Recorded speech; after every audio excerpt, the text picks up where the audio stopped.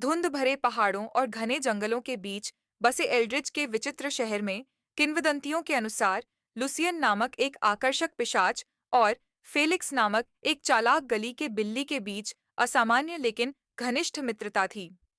Lucian अपनी चीनी मिट्टी की त्वचा और गहरी नीली आंखों के साथ शहर के बाहरी इलाके में एक पुराने आइवी क्लैड मनोर में सदियों से एकांत में रह रहा था। उसके चारों ओर अशुभ आभा के बावजूद वह खतरनाक से ज्यादा जिज्ञासु था। उसका जीवन मानवता को समझने की अंतहीन खोज में बीता था, लेकिन वह वास्तव में मानवता से जुड़ा नहीं था। दूसरी ओर, फेलिक्स एक चपलता और बुद्धिमत्ता वाला प्राणी था, जो स्वामित्व की भावना के साथ शहर में घूमता था।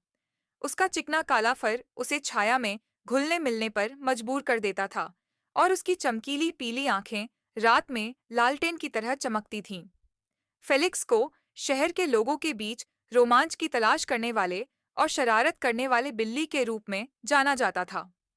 उनकी दोस्ती एक बरसात की शाम को शुरू हुई, जब फेलिक्स ने भयंकर तूफान के दौरान लुसियन के मनोर में शरण ली। अन्य बिल्लियों के विपरीत, फेलिक्स लुसियन की उपस्थिति से नहीं डरता था। वह वैम्पायर के पास उत्सुकता से गया, सावधानी से नहीं, और बदले में लुसियन ने उसे गर्मजोशी और दूध की एक प्याली दी, एक ऐसा व्यंजन जिसे फेलिक्स ने शायद ही कभी खाया हो। साझा मौन और संगति के आराम के माध्यम से दोनों ने एक अव्यक्त बंधन बनाया। लुसियन को फेलिक्स का उन्मुक्त स्वभाव बहुत अच्छा लगा। फेलिक्स, जो अक्सर अलग अलग युगों की लुसियन की कहानियों से मंत्रमुग्ध हो जाता था, ध्यान से सुनता था। कहानी के हर मोड़ पर उसकी दुम उत्साह से हिलती थी।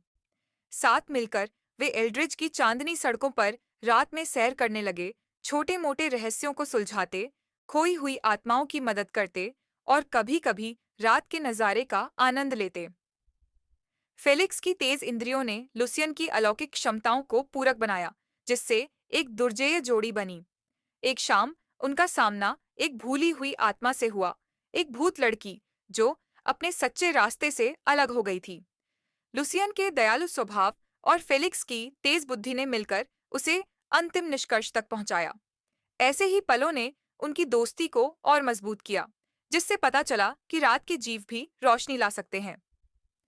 जैसे जैसे समय बीतता गया, लुसियन को एक ऐसी गर्मजोशी का एहसास हुआ जिसे उसने सदियों से महसूस नहीं किया था।